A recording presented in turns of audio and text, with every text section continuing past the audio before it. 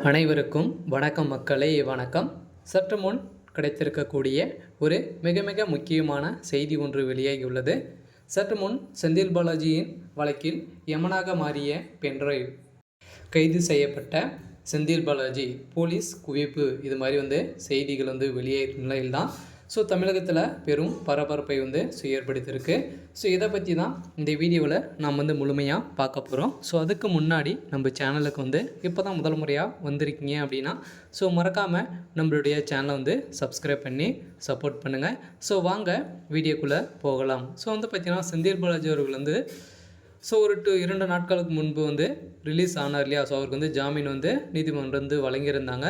இந்த ஜாமீன் நிபந்தனைகள் அடிப்படையில் தான் அவருக்கு ஜாமீன் வழங்கியிருந்த நிலையில் இவருடைய பார்த்தீங்கன்னா அவருடைய ஜாமீன் வழக்கு திமுகவை பெரும் சந்தோஷத்துக்கூடிய ஒரு செயலாக மாறி இருந்துச்சு இல்லையா.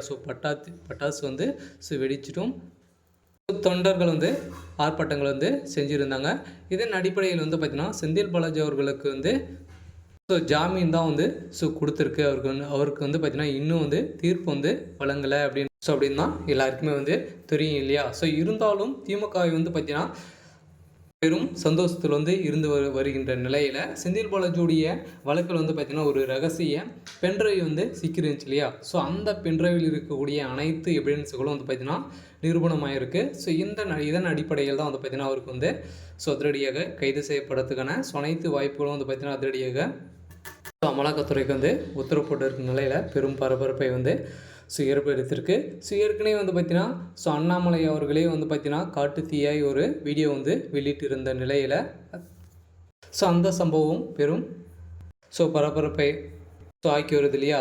இதை தொடர்ந்து செந்தில் பாலாஜி அவர்கள் பார்த்தீங்கன்னா அனைத்து எவிடன்ஸுகளும் கலைத்து விடுவார் அப்படின்ற மாதிரி பார்த்தீங்கன்னா மக்களிடையே பேசப்பட்டு வருகின்ற நிலையில் செந்தில் பாலாஜி அவர்கள் பார்த்தீங்கன்னா நான் நிரபராதி அப்படின்ற மாதிரி நிரூபிக்கப்படும் அப்படின்ற மாதிரி அவர் பார்த்தீங்கன்னா சொல்லியிருக்க நிலையில் அடுத்தடுத்து பெரும் சம்பவங்கள் நடக்க போகிறதாக நம்மளுக்கு தெரிய வருகின்ற நிலையில் இருந்தாலும் இவருக்கு பார்த்தீங்கன்னா செந்தில் பாலாஜி அவர்களுக்கு அவருடைய பென்ட்ரைவ் சிக்கிருந்துச்சு இல்லையா. அது அவருக்கு யமனாக மாறி இருக்குது.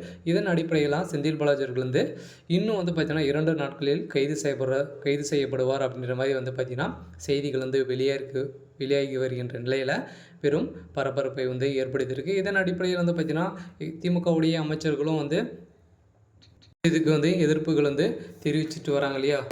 இருந்தாலும் கூட செந்தில் பாலாஜி அவர்கள் பார்த்தீங்கன்னா திமுகவில் இருக்கும்போது ஒரு 30,000 கோடி ஊழல் வசமாக சிக்கியிருந்தார். இருந்தாலும் 2 வழக்கில் தான் சிக்கியிருந்தாலே ஏற்கனவே அதிமுகவில் இருக்கும்போது போக்குவரத்துறை அமைச்சராக இருந்தார். அந்த போக்குவரத்துறை அமைச்சர்கள் பார்த்தீங்கன்னா வேலை வாங்கி தருவதாக சில பேர் மோசடி செஞ்சுருந்தார் அப்படின்ற மாதிரி வழக்கு பதிவு செஞ்சுருந்தாங்க. இந்த வழக்கில் தான் அவர் பார்த்தீங்கன்னா வசமாக சிக்கியிருக்க நிலையில் பெரும் பரபரப்பை ஏற்படுத்தியிருக்கு. இருந்தாலும் முதல்வர் ஸ்டாலின் அவர்கள் பெரும் அதிர்ச்சியில் தான் இருக்கார்.